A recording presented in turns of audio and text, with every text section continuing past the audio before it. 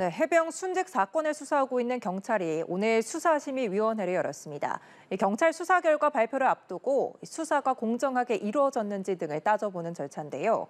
해병 순직 사건을 두고 국민적 관심이 커지는 가운데 경찰 수사 결과에 이목이 쏠리고 있습니다. 이호진 기자입니다.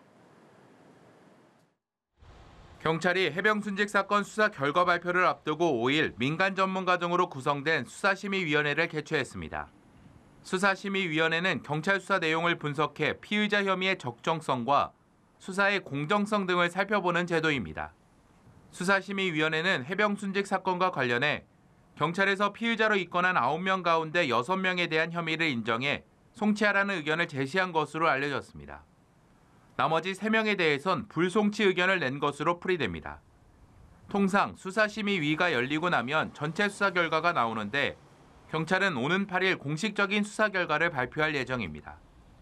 경찰 수사는 고 최상병이 죽음에 이르게 된 경위와 책임 소재를 따지는 데 집중돼 있었습니다. 경찰은 임성근 전 해병대 1사단장을 비롯해 최상병의 지휘관 등 피의자 9명을 업무상 과실치사 혐의로 입건해 수사해왔습니다. 그리고 임 전 사단장과 이용민 전 해병대 포병 제7대대장 등 피의자를 불러 대면 수사하고 57명의 참고인 조사를 비롯해 압수물과 현장 감식 등을 통해 수사를 이어나간 것으로 전해집니다.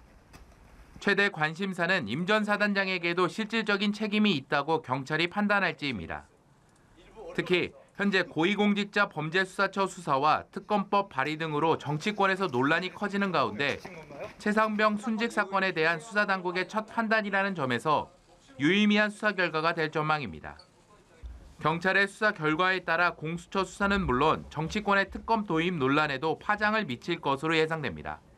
연합뉴스TV 이호진입니다.